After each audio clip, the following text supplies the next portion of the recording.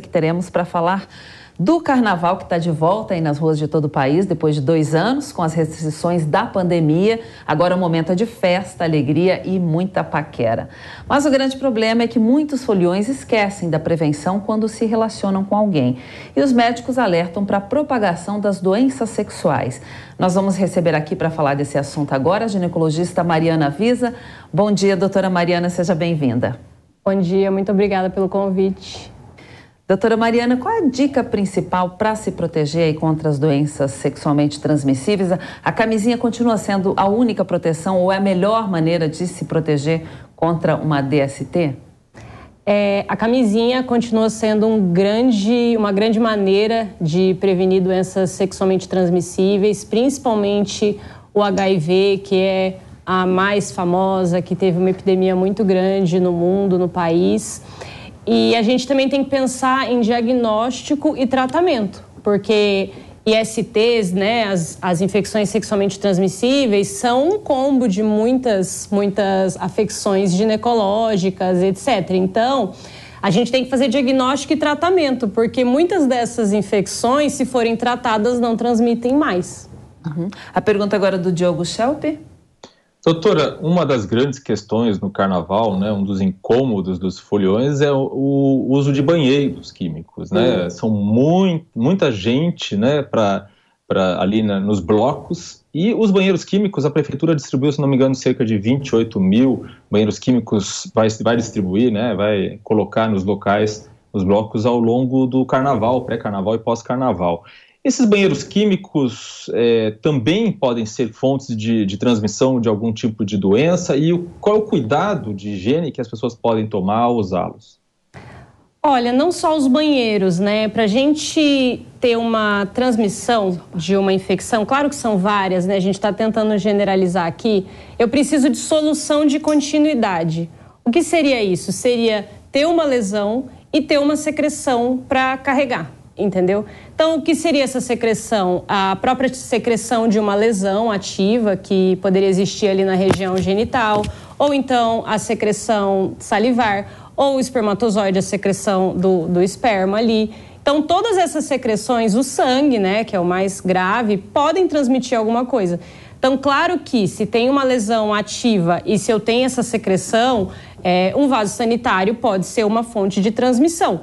Mas daí a gente tem que pensar em outras coisas também, por exemplo, sentar na mesa de um bar, em que tem ali a secreção, também pode acontecer.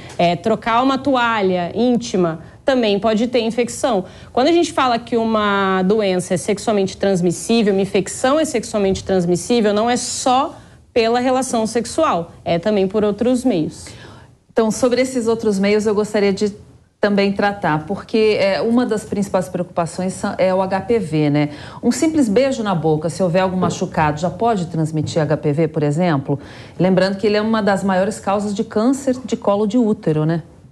Aí, olha, o HPV é muito fácil a transmissão. A gente nem pensa muito tanto em como evitar a transmissão, porque 80% da população já entrou em contato com o HPV. Então, a questão maior não é o jeito de transmitir, mas sim o que a gente faz com o HPV. Porque o HPV é um vírus que pode ali entrar no colo do útero e ele pode causar câncer de colo do útero. Só que para isso acontecer, precisa de alguns anos desse vírus ali lesando aquela célula. Não é uma coisa instantânea, né? O câncer de colo do útero é inclusive um marcador de saúde. A gente consegue avaliar como é que está a saúde de um país de acordo com a quantidade de câncer de colo que aquele país tem. Porque muita coisa precisa acontecer no meio do caminho para aquele HPV de fato virar um câncer de colo. Eu acho que daí quando a gente fala em HPV, o principal é fazer a coleta de Papa Nicolau a partir dos 25 anos, que aqui no país está disponível em todas as UBSs, é inclusive colhido pela equipe de enfermagem nas UBSs. Eu acho que o fator mais importante quando a gente fala de HPV é pensar em o que fazer para evitar que o HPV se transforme num câncer de colo de útero, sendo que a gente tem tanto recurso antes disso acontecer. Demora, então. Agora, Diogo, sua pergunta? Doutora, quem usa transporte público sabe que, por exemplo, há distribuição de preservativos nas estações de metrô, principalmente próximas aos locais onde há blocos de carnaval. O Brasil sempre foi visto como um país que teve sucesso, digamos assim, em conter, né, doenças como HIV, justamente por medidas de prevenção. Como é a situação hoje? Ainda estamos bem colocados nesse quesito? Olha, o Brasil é um caso de muito sucesso no combate ao HIV, principalmente porque o HIV finalmente foi considerado intransmissível quando a carga viral está indetectável. Aquilo que a gente conversou no começo, que o preservativo é sim importante, mas também realizar o tratamento é muito importante, cabe bem nessa nossa conversa. Porque quando eu trato as pessoas contaminadas pelo vírus do HIV, a gente evita a transmissão. A gente atinge a carga viral indetectável e essas pessoas podem ter uma vida de muita qualidade. Muitas delas, inclusive, conseguem engravidar, ter filhos e não transmitir o vírus para os filhos. Isso é um ganho muito grande da saúde brasileira. E é uma coisa que funciona muito bem dentro do SUS. Inclusive, existe a profilaxia pós-exposição. Então, para os foliões aí que tiverem uma relação desprotegida, a partir de 2 horas, com até 72 horas, a gente deve iniciar uma profilaxia. O que seria isso? É um remédio que você toma por 28 dias para evitar a contaminação pelo HIV, entendeu? Bom, além dessas contaminações, uma outra preocupação também é sobre a gravidez indesejada, né? Se houver uma suspeita, é recomendada a pílula do dia seguinte e o DIU pode ser usado também como uma pílula do dia seguinte? Pode ser colocado? Parece que há uma campanha em relação a isso também. Sim, é uma coisa que pouca gente sabe, né? Todo mundo já conhece, a pílula do dia seguinte, ela é muito famosa. É um comprimidinho que você toma com uma dosagem hormonal um pouco mais alta e ali, depois de 5 dias de uma relação desprotegida, vai funcionar muito bem para evitar uma gestação não planejada. Só que a pílula do dia seguinte funciona para uma relação, que é aquela relação ali. Quando você faz a inserção de um DIU nesse prazo de 5 dias após uma relação desprotegida, você vai evitar a gestação em todas as relações seguintes. Então, o DIU do dia seguinte tem 99% de eficácia. Ele já foi descrito, essa prática já é descrita pela Organização Mundial de Saúde, pela Federação Brasileira de Ginecologia e Obstetrícia e também tem publicação New England a respeito desse método. E pouquíssima gente sabe, tem inclusive profissionais de saúde que não sabem disso, né? Mas o DIU pode ser usado também como contracepção de emergência. Diogo? Doutora, a gente sabe que tivemos 2 anos aí de pandemia em que o carnaval, obviamente, foi limitado, foi restrito.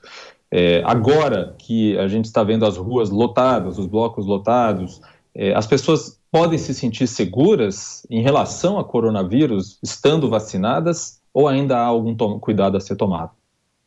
Olha, a gente tem visto, né, que as infecções por Covid, elas diminuíram em números e diminuíram em gravidade também, graças à vacina.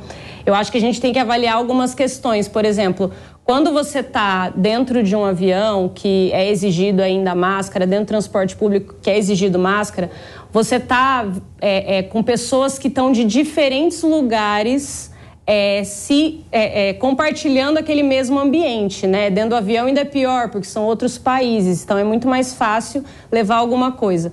Quando você fala do carnaval, primeiro que é uma população mais jovem, com menor risco de contrair infecção mais grave, né? E segundo, que são pessoas que já se conhecem, são pessoas que estão frequentando aquele mesmo bairro, ali nos bloquinhos. É diferente em relação ao avião.